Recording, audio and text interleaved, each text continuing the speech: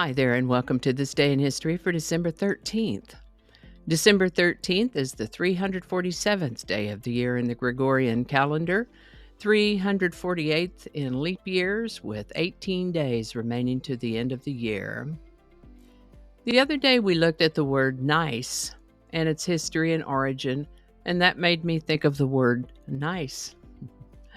Gneiss is a coarse-grained metamorphic rock, which means it's been metamorphosed or changed from one type of rock to another by heat and pressure.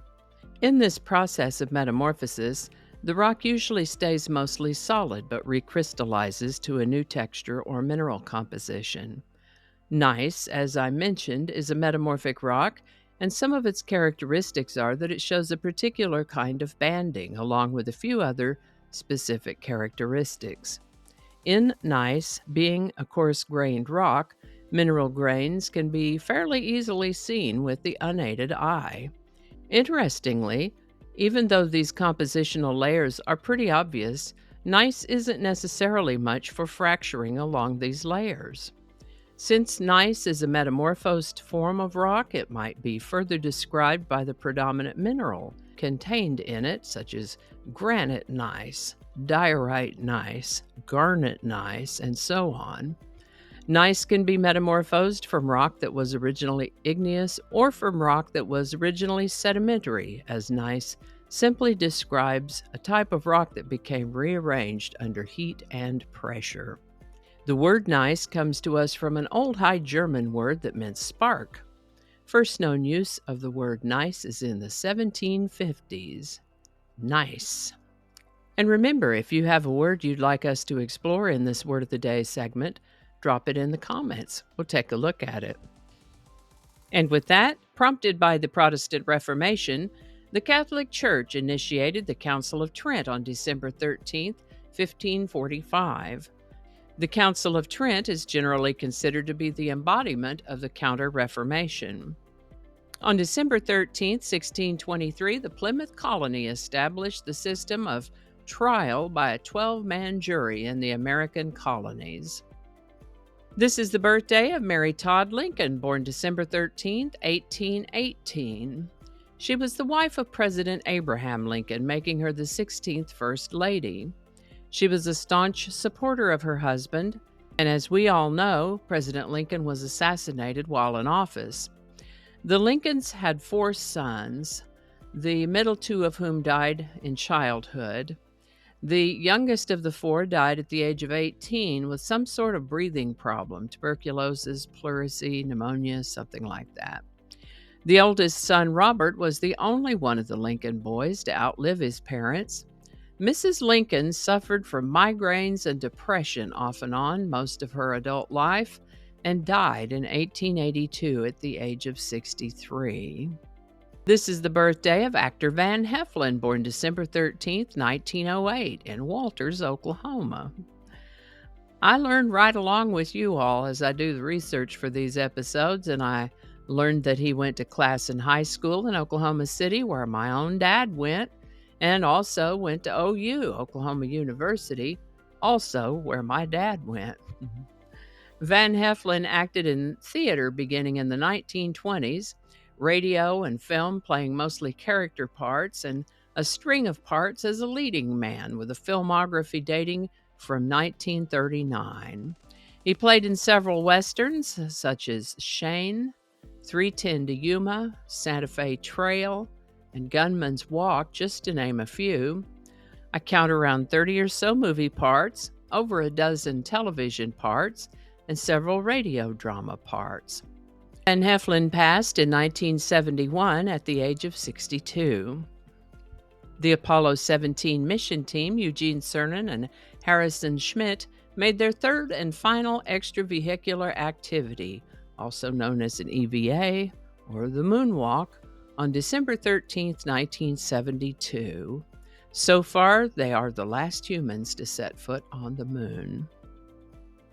One of my viewers pointed out that this is the birthday of singer-songwriter Taylor Swift, born December 13, 1989. She began writing songs professionally in 2004 when she was 14 and signed to become a country singer the following year. As many artists do, she opened tours for other musicians early in her career, 2007, 2008. In 2012, she began crossing over from country to pop with her album Red, whose lead single was a song called We Are Never Ever Getting Back Together. Forbes and Bloomberg estimate her wealth at $1.1 billion with a B. Best I can tell, she has 10 studio albums, but because of a dispute over the ownership of her early catalog, 4 of those early albums were re-recorded.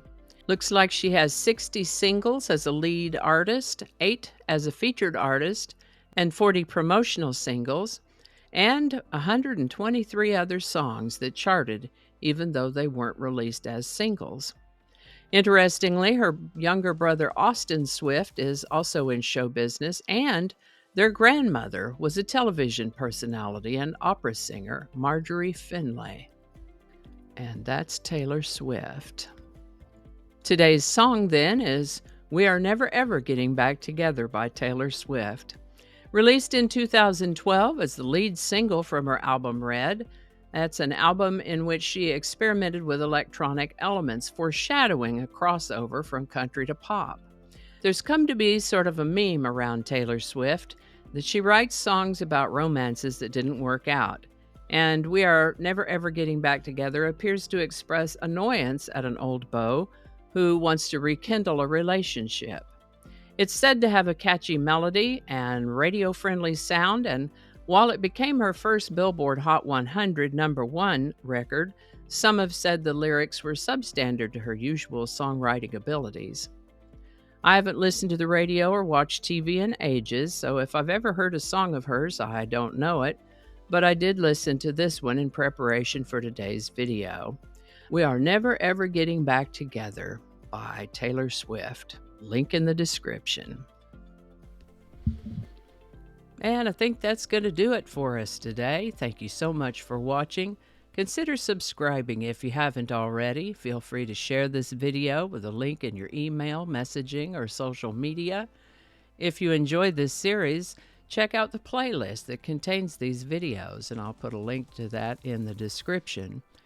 That description lives on YouTube, so for other platforms, I'll include a link to my blog page that's called No Really. You can also find me on Rumble, BitChute, and Odyssey. All those links in that description. Alrighty, that's all I can think of right now. Thanks again and all. See you next time.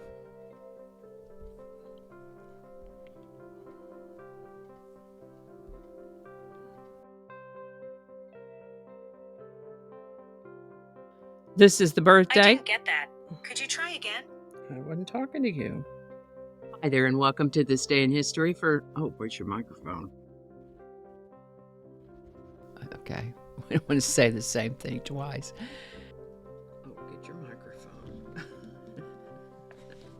What is it with you and this microphone? Okay, here we go. Okay, we are still recording. That's great. Okay. How about that? We'll have a lot to edit today. Cacophony is a sound. Oh, cacophony is a noun that you got to read it the right way.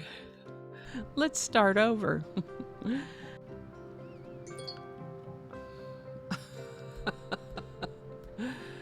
It's 8 o'clock, so all of the reminders are going to be dinging. I forgot to turn those off. Okay, stop it. It's 8 o'clock. Don't alienate people who can be helpful to you. Flinging happiness all over the place. Alrighty, back to work. I think we got it this time.